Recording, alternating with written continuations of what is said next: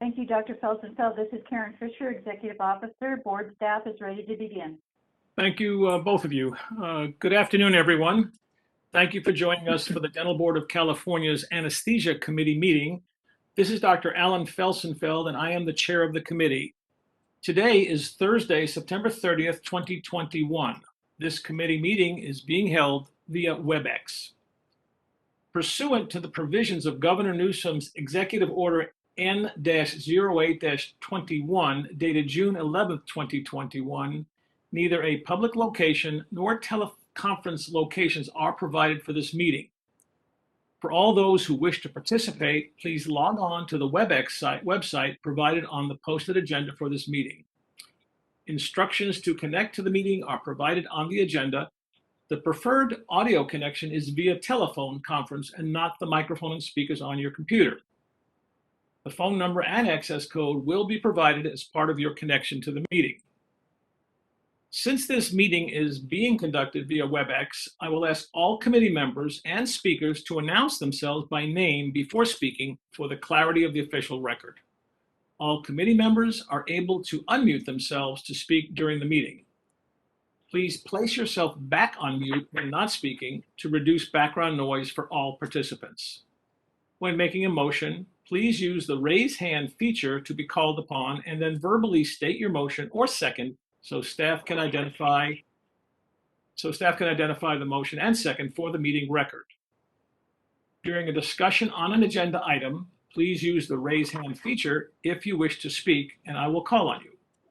Following such online meeting etiquette will ensure the best audio quality for everyone.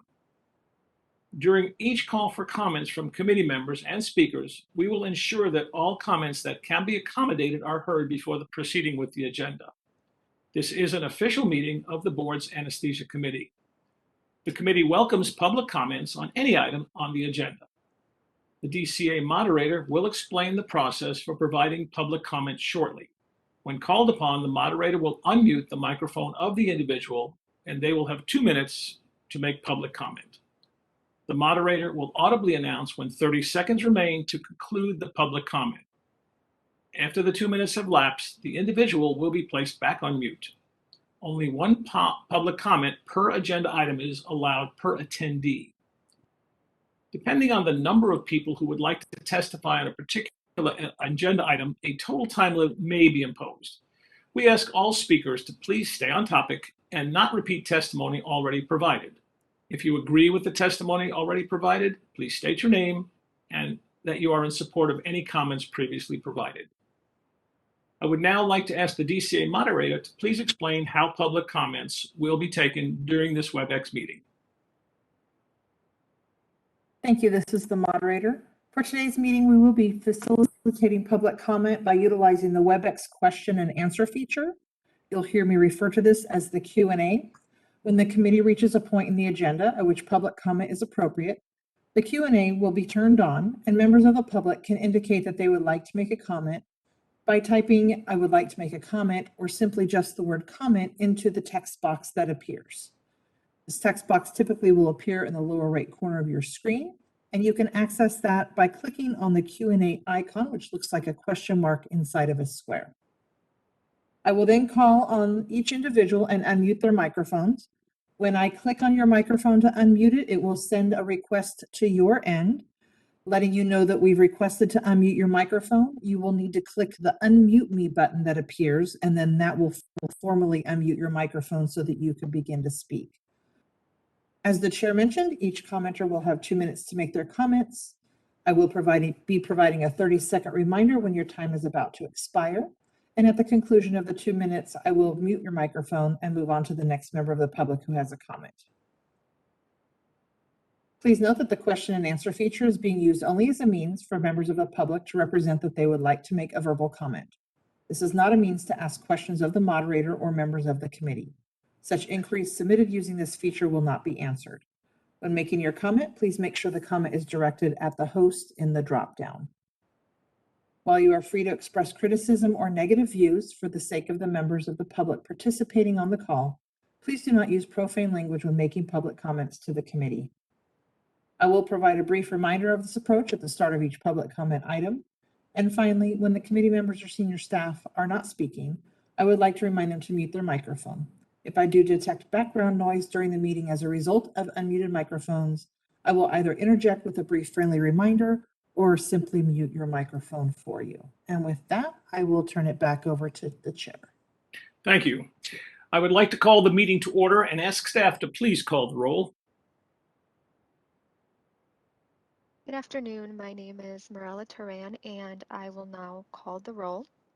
Felsenfeld, Here. present. Chan, Chan, present. McKenzie, Mackenzie's here.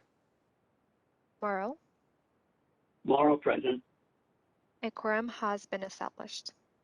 Thank you. We will now move on to agenda item number 2, public comment on items not on the agenda. Are there any public comments? DCA moderator, please facilitate the lines for public comment. This is the moderator. We have opened that Q&A panel. If you'd like to make a public comment for items not on today's agenda, please locate that Q&A icon on your screen and click on it. You can type comment or I would like to make a comment into the text field and submit that to the host.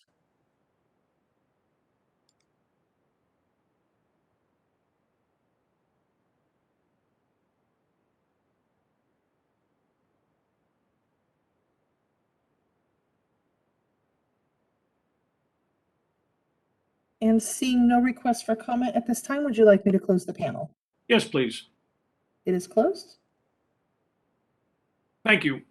We will now move on to agenda item number 3, discussion and possible action on the August 10th, 2017 Anesthesia Committee meeting minutes. Is there any committee member discussion? Please use the raised hand feature.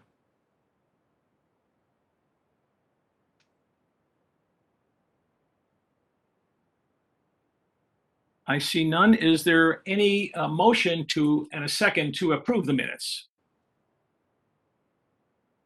One of the committee. Move to approve. Chan, I see Morrow. Chan. I see Chan. Chan's hand went up, and I hear Dr. Morrow. Which one of you wants to make the motion, and which one of you wants to second it? I'll make the motion. Thank you, Dr. Chan. Morrow, second. And Morrow seconded. Thank you. Please turn off the raise hand features. Are there any public comments on the minutes? DCA moderator, please facilitate the lines for public comment. This is the moderator. We have again opened that Q&A panel. If you'd like to comment on the motion before you, just click on that Q&A icon on your screen, type comment into the text field, and submit that to the host.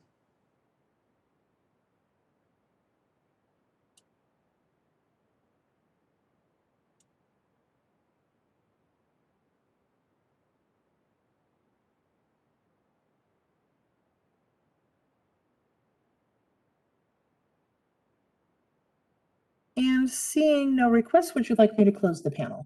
Yes, please. It is closed. Thank you. Board staff, please call the roll and record the votes for this agenda item.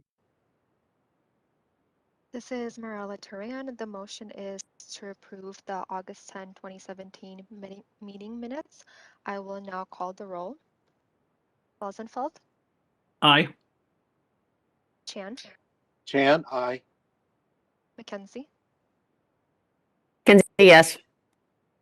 Morrow, Morrow, aye.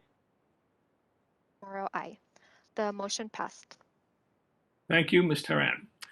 Now we will move on to agenda item number 4, discussion and possible action on the draft report to the California State Legislature regarding findings relevant to inform dental anesthesia and sedation standards as required by Senate Bill 501, Glazer, Chapter 929, Statutes of 2018, and Business and Professions Code, Section 1601.4, Subdivision A2. I'm going to ask Ms. Jessica Olney, the Anesthesia Unit Manager, to present this agenda item. Ms. Olney, please. Thank you, Dr. Felsenfeld, and good afternoon to the members of the Anesthesia Committee. In 2008, Senate Bill 501 amended Business and Professions Code Section 1601.4, Subdivision A, to require the board to review both of the following: Available data on all adverse events related to general anesthesia and deep sedation, moderate sedation, and minimal sedation in dentistry, and relevant professional guidelines, recommendations, or best practices for the provision of dental anesthesia and sedation care. Senate Bill 501 also requires the board by January 1st, 2022, to report to the California State Legislature any findings relevant to inform dental anesthesia and sedation standards. To satisfy the report requirement, board staff have worked with Dr. Alan Felsenfeld, the chair of the Anesthesia Committee, to develop and draft the report presented to you today. The first half of the draft report summarizes the board's statistical findings on adverse events reported to the board after the administration of anesthesia and/or sedation, either before or during dental procedures. The report is further broken down by hospitalizations and deaths. The adverse events reported to the board were submitted by licensees between January 1st, 2017 and June 30th, 2021.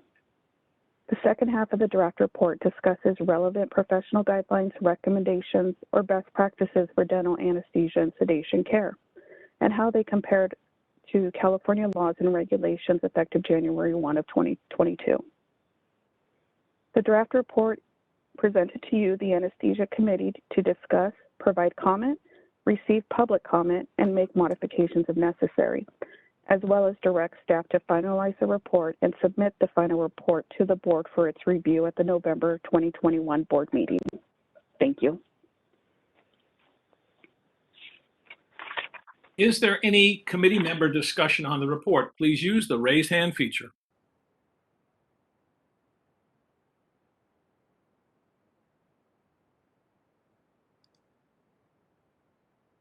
My apologies, I've been kicked off the machine for a moment. I'm going to try and get into the event again so I can actually continue to run the meeting. This is Mauro. For some reason, I'm not seeing the raised hand feature. This is the moderator. The raise hand feature is next to your name. So if you hover your cursor over your name, you should see the hand icon next to your name. Okay, thank you.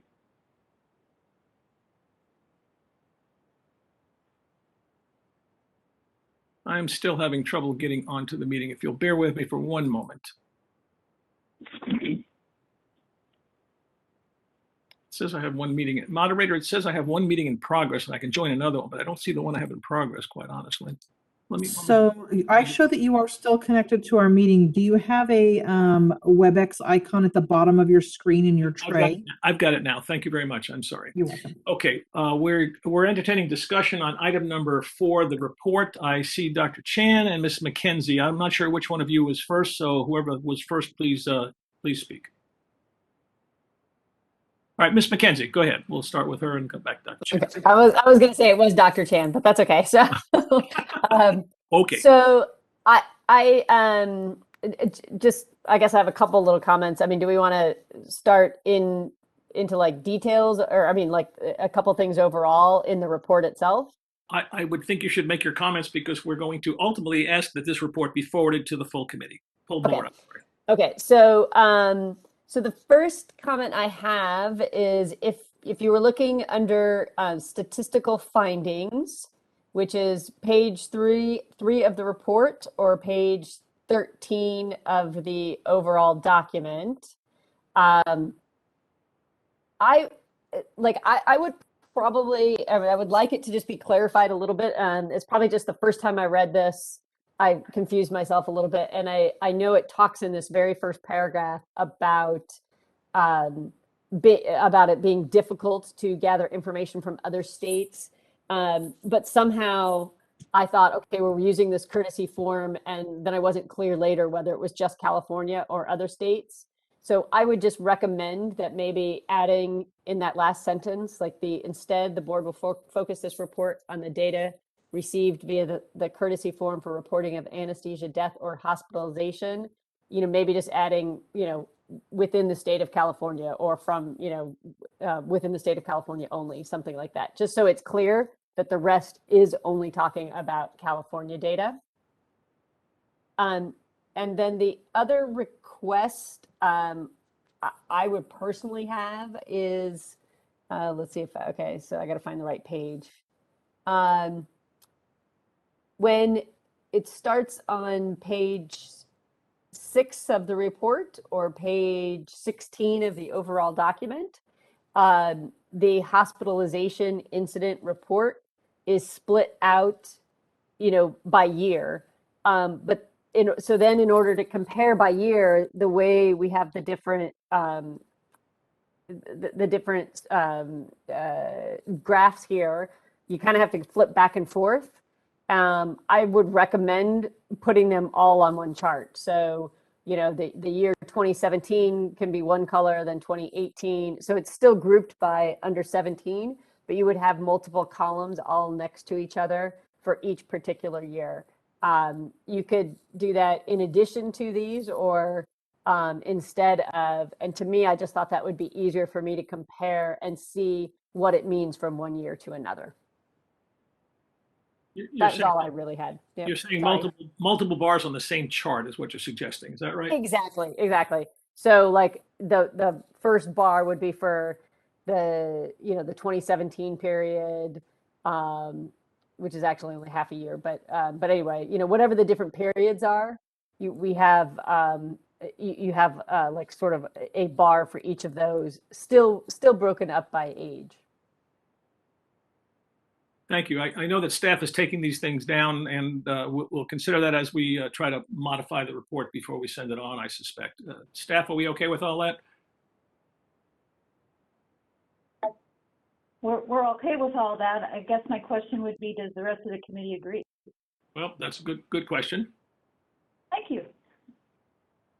Why don't we, just for a moment, so we don't get terribly confused, let's talk about that. Is there any discussion about what Ms. McKenzie's suggesting, and then we can pick up from there?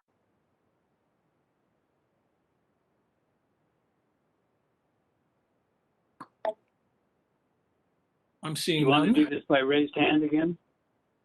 Sure. Okay. My hand is raised when you call on me. I will in just a moment. Your hand was raised. It's all right. Dr. Moore, you want to speak to Ms. McKenzie's comments?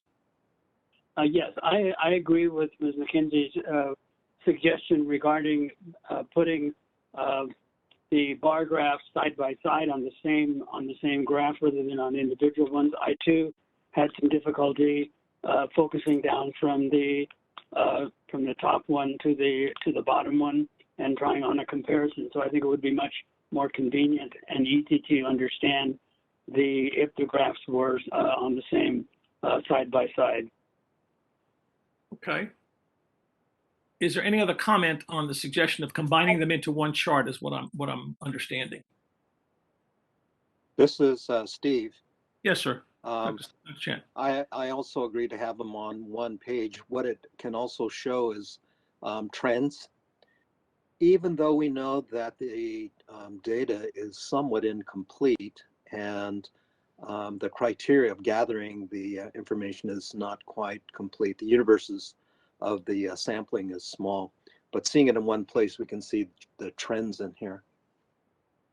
Okay, thank you, Dr. Chan. I too, as a member of the committee, agree that if we can put that into one chart for the total time, if there's a reason to do it separately, fine, but then you can have a summary chart after the fact. It will all be on one so that you can see what's going on year by year and in the aggregate. Do we need to take a vote on that, Ms. Welch or Ms. Fisher? Or since all four of us seem to like it, can we assume that that would be a reasonable thing for staff to try to edit and correct prior to sending this on? I see that Ms. Carol Welch Welch. has Yes, Go ma'am. ahead, Tara. Ms. Welch. Go ahead, Karen.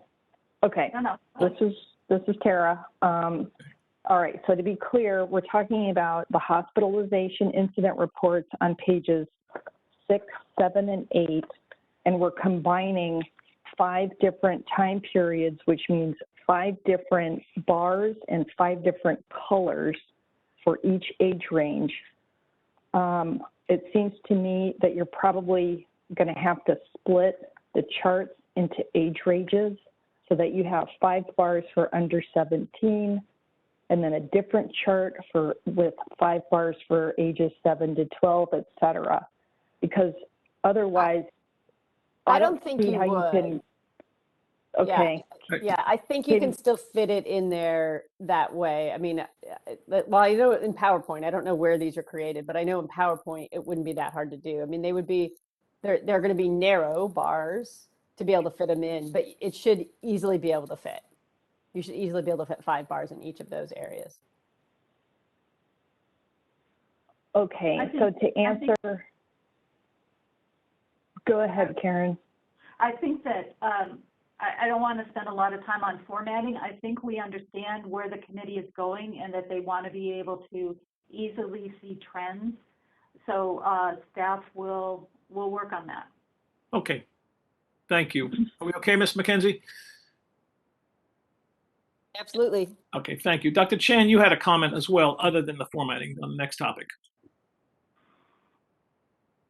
I'm sorry, I didn't lower the raise hand. No, you had it at the very outset. Oh, it was left over from prior to that, is what you're suggesting. Okay. Is there any other comment on the report then from members of the committee?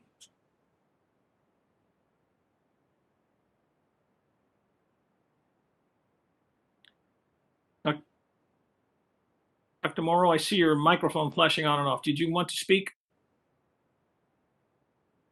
No. Okay. This is Jessica Only. Yes, Jessica, go ahead. Ms. Olmos. To piggyback on Ms. McKenzie's request, there's a similar chart on page 18, which is page 28 of 47 of the meeting material. That is similar. And in speaking to staff, we would also try to include this in the same format. Okay, thank you.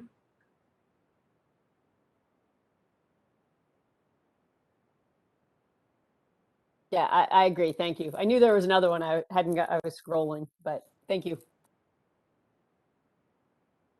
If there is no further discussion, we will need a motion and a second to forward this on to allow staff to make the changes that we're talking about now and to bring this on to the full board for their consideration in November. Dr. Chan? Now, are we talking just about the graphs or other items? We're still talking, we're finished with the graphs. We know where we're going. Staff is going to look at that and see if we can do that. I was asking for additional comments on the rest of the report. This is Steve again, Chan. First of all, I have to compliment the chair and the staff.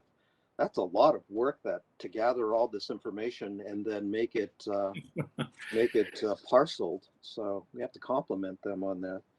I have a question, 3 questions on the area of the personnel. It's on page 36 of 37 or page 46 of 47 on personnel. Okay. Page 36 of the report is what you're saying. That's correct. Okay. Realize that the audience is the legislature that we're giving this report to. And from the onset of the high profile that created this issue, there have been terms that were used somewhat interchangeably, and it would help the audience to understand using a glossary of sorts. For example, there were times in the early parts of the discussion where the term operator was defined as the person delivering the dentistry, and it was separate from the person that was delivering the anesthesia. The crux of the argument was to separate the operator and the anesthetic delivery as one person versus 2 people. So having a glossary would help. So that's the first issue. The second one is we have a term that's used in, let's see, it's talking about having an endorsement for someone that's delivering the anesthesia, and that's not really defined what the endorsement means. Or is the endorsement something that is somewhat regular?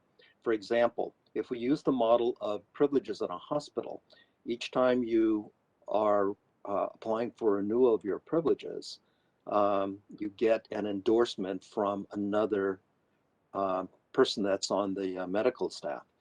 And I'm not sure if that's the same kind of model, but a one-time endorsement, knowing that the skill sets evolve, the trends evolve, the science evolves. So we don't understand what endorsement means. The next item is the question of, and I don't know if it belongs here, so staff, you're going to have to kind of help me on this. Who provides the monitoring assistant? Part of the crux of this issue came with emergencies. So in the past, we've had a couple of the cases where we reviewed the transcripts.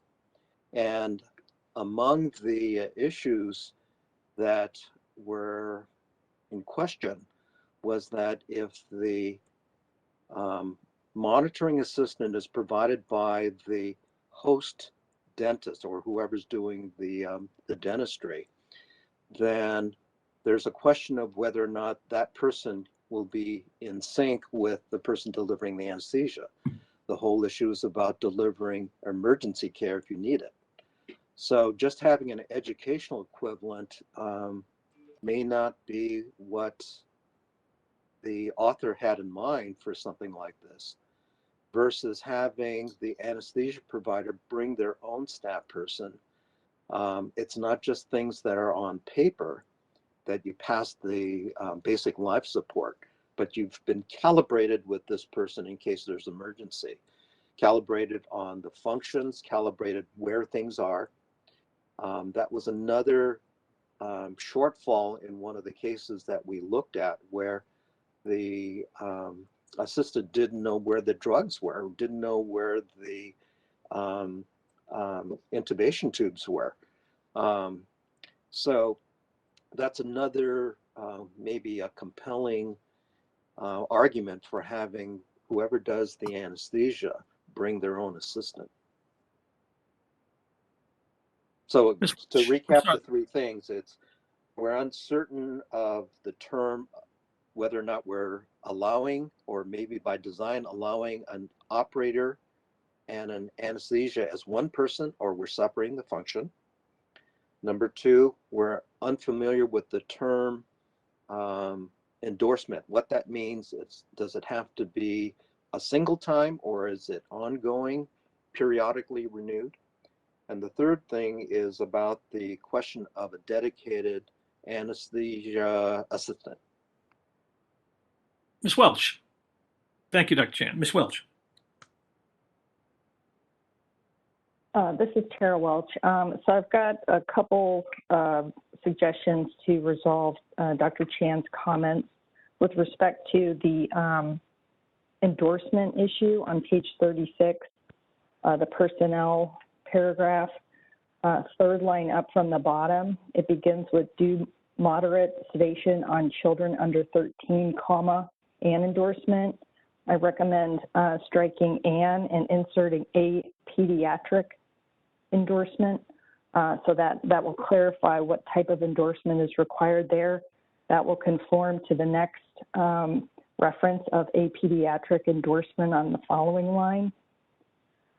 With respect to the confusion between the dentist operator and the anesthesia operator, I believe that staff could go through and just make sure that every statutory requirement for a dentist operator is clarified in accordance with the statute.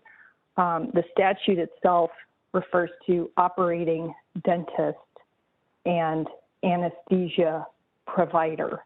So we could clarify those two terms throughout the document just to make sure that operator is appropriately clarified.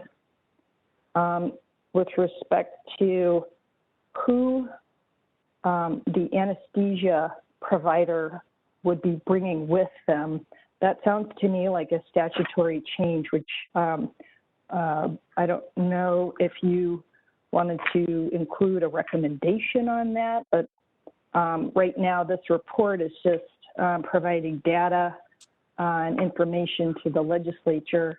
I think that kind of recommendation might require a little bit more thought before including something like that in the report.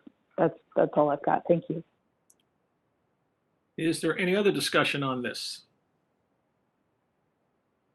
Dr. Chan, are you comfortable with what you were asking relative to what Ms. Welch just suggested to you, that staff could take care of that? This is Steve again.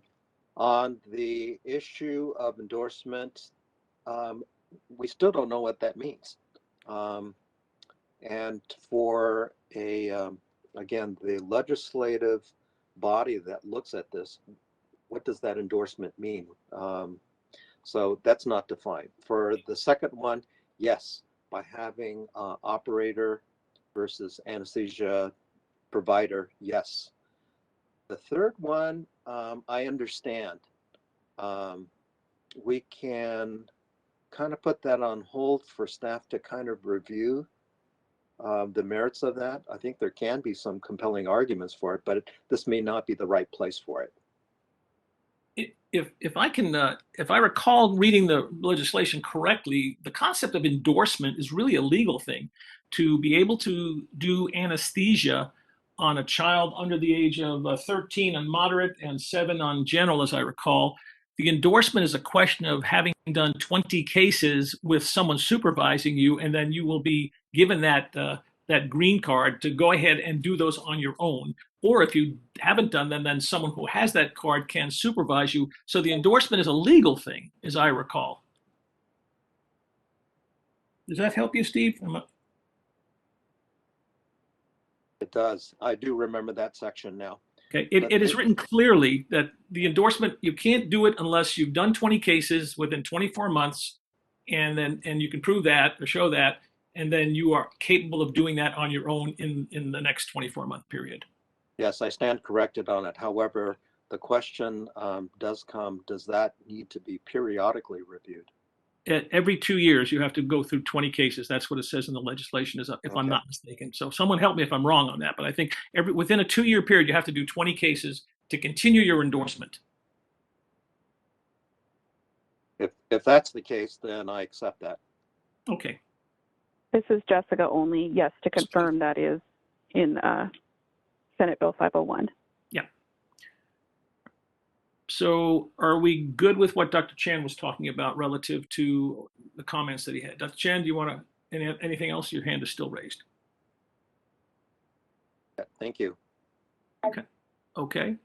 So Dr. Felsenfeld, this is Karen Fisher. Can we just then circle back? Sure. It appears that the comment about defining who the operator is as opposed to the anesthesia provider staff will be working on. Do we still need a glossary, Dr. Chan? Sounds like defining endorsement. Dr. Felsenfeld's answer will suffice. And the other issue you were talking about that isn't within the scope of this report will be held on the table for a discussion at a later time. Dr. Chan? Steve, this is Steve again. The glossary can help as you're reading the narrative.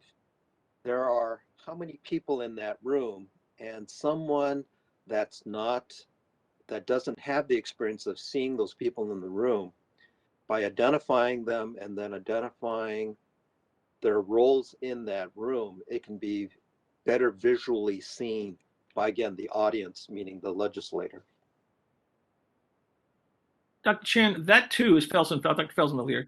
That too is in the legislation itself, defining the roles of the people that are in the room. Okay, then that it does not seem to be necessary then. Thank you. Is there any other comment from members of the committee on any of the information within the report itself? Dr. Chan, are you back, or did you forget to put your hand down? He's gone. Once again, any other comment from members of the committee? I'm sorry, Dr. Morrow. Yes, thank you.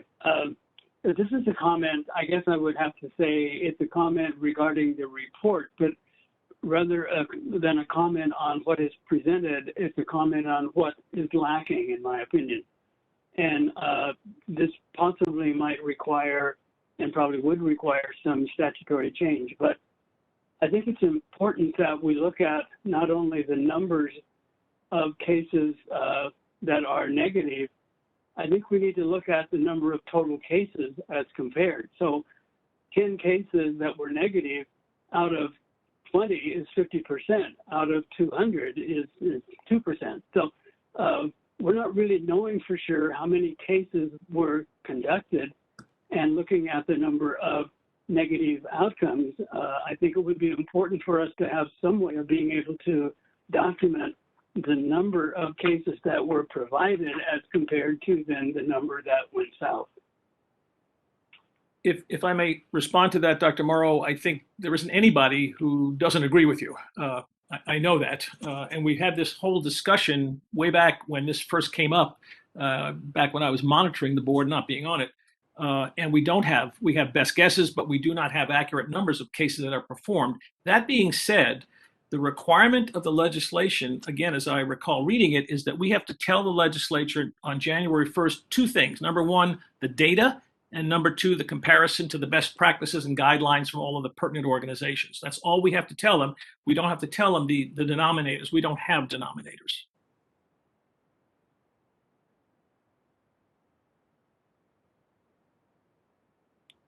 Ms. Welch?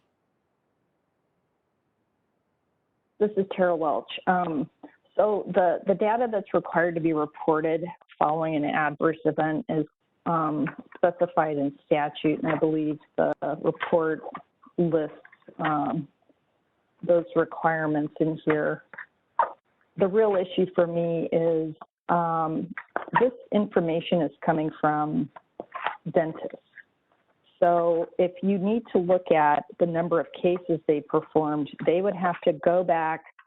So as of the date of an adverse event, they would have to go back to a specific time period to figure out how many cases they provided anesthesia or sedation on up to the adverse event, and then report that to the board. And then the board would have to compile those numbers. But is that just specific to one provider, or is that all the providers who indicated adverse events? So, I think it starts to get a bit more complex when you're trying to find the information on the number of cases performed, because this is not really in a controlled environment. It's all the information the board is receiving from actual providers and the information that they are reporting. So I just wanted to, put that out there for your consideration on that it would require a legislative change to authorize the board to receive that information from the reporting dentist, and also trying to figure out how the dentist would be coming up with that total case number at the time they were reporting the adverse event. Thank you. Thank you.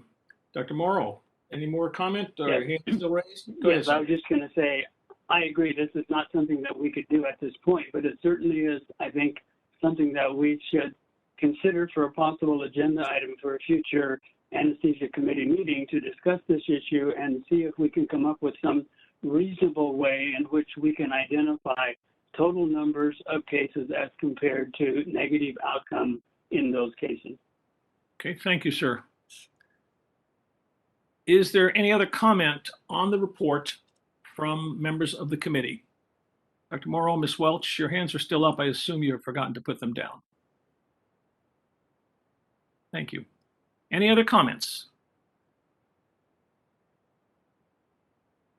Hearing none, we will need a motion to direct staff to finalize the report with the changes that we looked at today and submit the final report.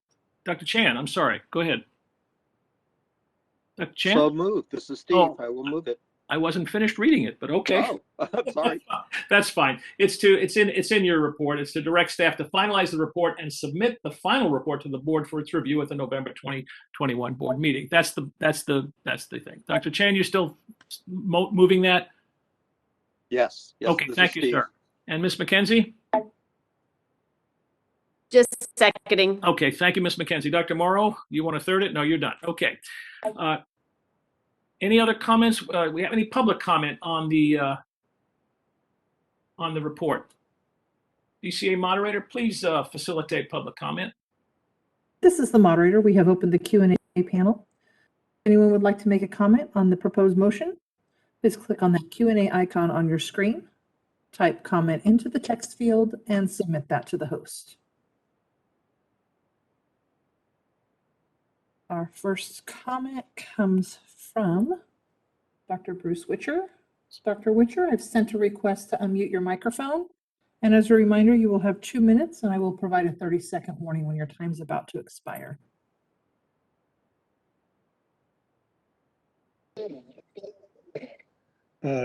Thank you for the opportunity to provide some comments. I'm sure you all expected to hear from me on this. As you know, I was one of the co-authors, along with Ms. McKenzie, of the pediatric anesthesia study that came out a few years ago. And it's very interesting that when you put that data together with this data, we actually wind up with 10 years worth of data on pediatric patients 21 or less. So I think that's pretty significant. I submitted written comments, and these comments are on behalf of myself. I believe CDA will also submit their own comments, but these are mine alone at this time. So those comments will be available for you prior to the board meeting. I'm assuming staff will distribute them. I'll summarize them very briefly in the interest of time here. You know, it does seem, looking at this data, that we don't have a trend that shows increased number of pediatric deaths due to sedation or anesthesia. So that's the good news. There's one area, we talked a lot about the personnel requirements, and I think there's one clarification there that would be helpful. Although SB 501 has very specific staffing requirements, that does not address adult conscious sedation or general anesthesia or oral conscious sedation. And those requirements are pretty much lacking. And there are no specific requirements for staffing other than that the dental assistant has to complete BLS. So that's an area that you may want to look at, because the ADA and quite a number of states have adopted the ADA guidelines. Talks about 3 persons present for general anesthesia and at least 2 for moderate sedation. So that's 30 just seconds to consider there. You want me to wrap up? Am I only going to get 2 minutes? I guess since I sent my comments in, that's okay. So that's really the only correction I had. And the information is in the thing that I sent in. So you can look at that and decide whether any of that's worth including. So I'll conclude my comments at this time. Thank you.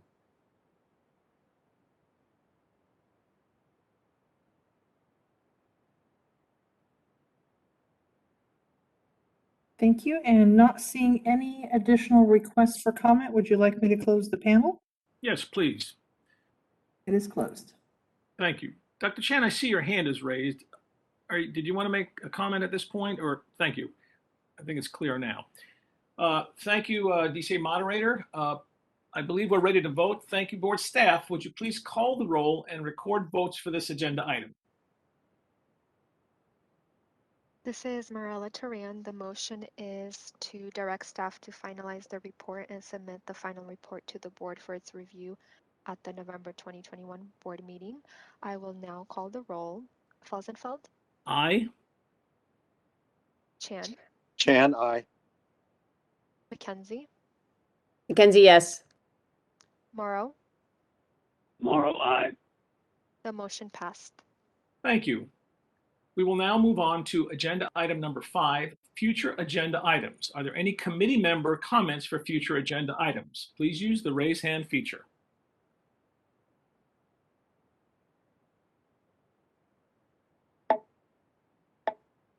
All right, Dr. Chan, then Dr. Morrow. Dr. Chan. For a future agenda item, conditions of renewal of these various permits might be to provide a census of their cases. Thank you. Dr. Morrow.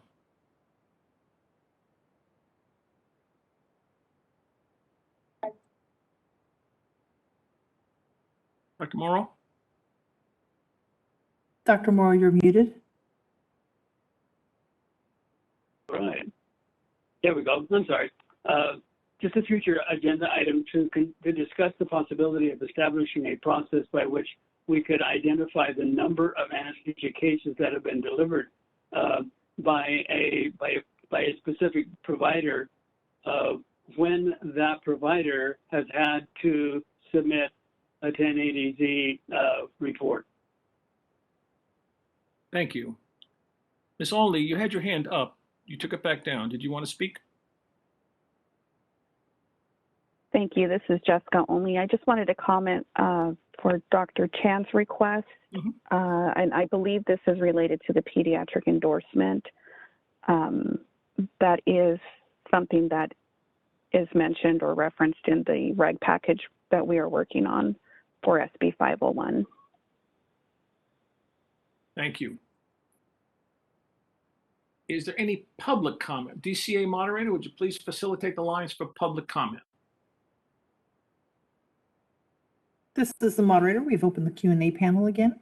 If you'd like to make a comment, a proposal for a future agenda item, please click on the Q&A icon on the screen, type comment into the text field, and submit that to the host.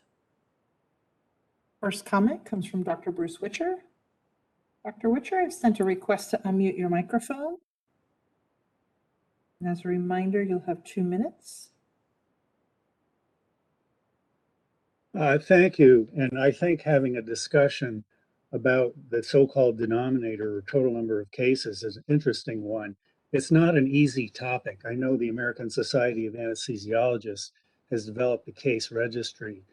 And I think if you look into that and look at that model, it will be helpful. But that'll be taken up at the time that item is agendized. So I won't say any more at this time, except I've spent a lot of time working on that. It's not as easily done as you might think. Thank you.